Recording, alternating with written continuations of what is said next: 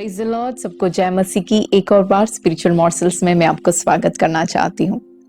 लूका रचित सुसमाचार उसके 22वें अध्याय के 31वें आयत में हम यूं पढ़ते हैं, शमौन हे शमौन, देख शैतान ने तुम लोगों को मांग लिया है कि गेहूं की नाई फटके। यहाँ लिखा है तुम लोगों को, माने के प्रभु यीशु के चेलों को। ग्रीक में इस आयत को वहां ऐसे लिखा है कि तुम में से हर एक को मांग लिया है कि वो गेहूं की नाई फटके। माने आज भी प्रभु यीशु के चेले जो भी है, यदि आप और मैं, हम यदि यीशु के चेले हम अपने आप को कहते हैं, तो हमें एक बात समझना है कि शैतान हमें गेहूं के नाई फटकना चाहता है। तो ये गेहूं की नाई क्यों फटकना चाहता है, इसमें क्या खासियत है? यदि हमें ये समझना है तो हमें इस प्रोसेस को समझना जरूरी है। गेहूं को उस समय कैसे वो फटकते थे। माने आज के जमाने में हम जो वैज्ञानिक तौर पे जो हथियार यूज करते हैं अनाज को फटकने के लिए, इस तरह के हथियार उस समय नहीं थे। वहां पे उस समय गेहूं को फटकने के 3 स्टेज थे, 3 स्टेप में वो इस काम को करते थे। सबसे पहले वो दावने के लिए एक भूमि तैयार करते थे, और ये हुआ करता था अक्सर किसी चट्टान के ऊपर। यदि चट्टान वहां पे नहीं था उनके पास, तो भूमि को वो मार के दबा दबा के एक सख्त भूमि बनाते थे, जो बिल्कुल फ्लैट हुआ करता था, सीधा और सख्त। और उसके ऊपर कटनी के बाद जो गेहूं लाते हैं, गेहूं को इसके ऊपर वो बिछा के डाल देते थे। और फिर 3 तरीके से इस गेहूं को जो है वो दावते थे। सबसे पहला तरीका ये था, एक बहुत ही बड़ा डंडा लेना और उसके जरिए इस गेहूं को मारना, अपना पूरा दम लगाकर गेहूं को मारते थे और इस प्रकार उसको दावते थे। दूसरा तरीका उनका ये हुआ करता था कि जानवरों को, खासकर गधे या बैल को इसके ऊपर से चलाते थे। और इसका एक उदाहरण हम देख पाते हैं व्यवस्था विवरण के पुस्तक उसके 25वें अध्याय के 4 आयत में। वहां पे परमेश्वर कहता है कि दावते समय चलते हुए बैल का मुंह न बांधना। माने कि उस टाइम पे वो बैल, गधा, इस प्रकार के अलग अलग जानवरों को दावने के लिए इस्तेमाल करते थे। एक तीसरा तरीका था दावने की वस्तु इस्तेमाल करना या दावने का हथियार। जो दावने का हथियार है वो एक लकड़ी का पटरा हुआ करता था, जिसके नीचे के भाग में दांत के नाई धार वाली वस्तुएं लगी होती थी, और इस पटरी के ऊपर कोई व्यक्ति बैठता था या खड़े रहता था और इस पटरी को इस गेहूं के ऊपर रखकर जानवर से इसको खिंचवाते थे। और इस वक्त क्या था, ये जो होता है कि ये जो धार वाली चीजों के वजह से वो गेहूं साफ हो जाता था, और इस तरह से दावने का काम होता है।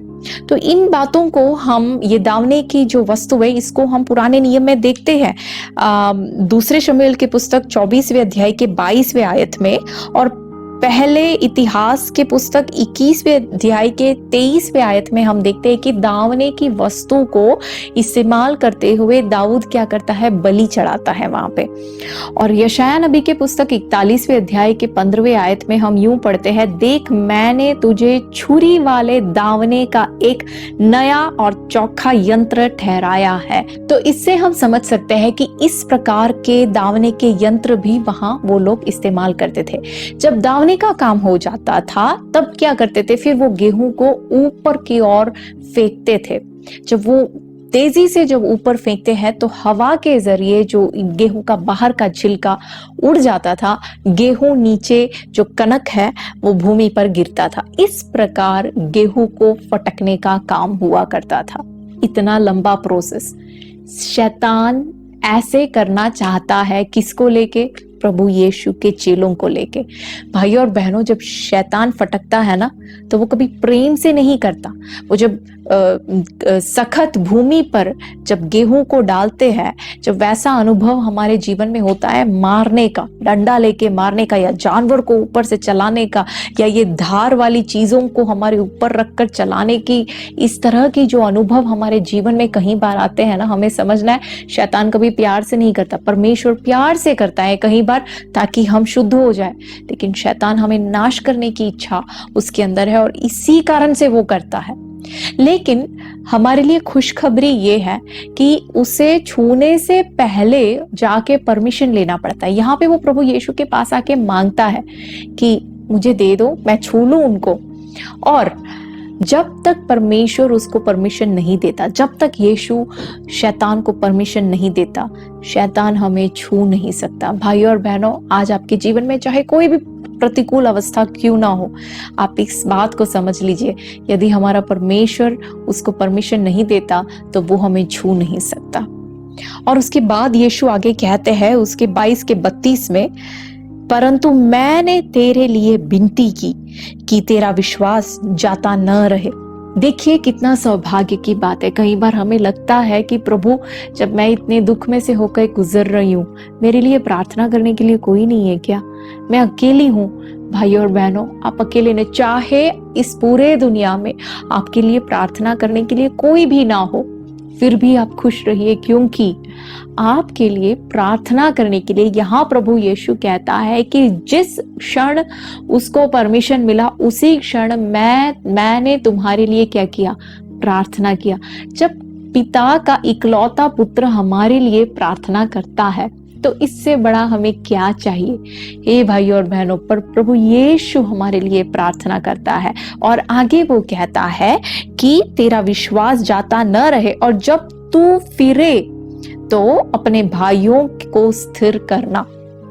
यहाँ यीशु कहते हैं कि मेरा बेटा, मेरी बेटी, क्योंकि मैं तेरे लिए प्रार्थना कर रहा हूं, तेरी ये जो प्रतिकूल अवस्था है, ये जो परेशानी है, ये हमेशा के लिए नहीं रहेगी, ये चला जाएगा। तू यहाँ से फिरेगा, तू यहाँ से फिर कर लौट कर एक नया इंसान होकर बाहर निकलेगा।